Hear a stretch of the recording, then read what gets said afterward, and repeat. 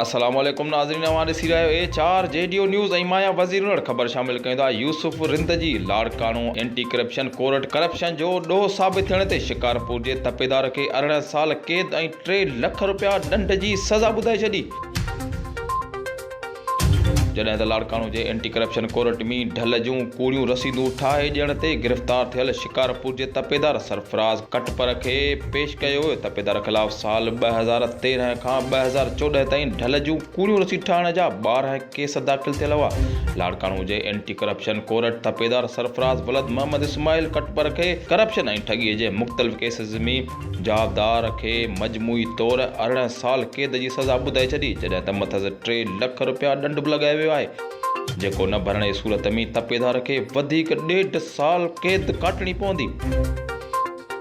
वधीक ख़बरनि अपडेट लाइ ॾिसंदा रहो HRJDO न्यूज़।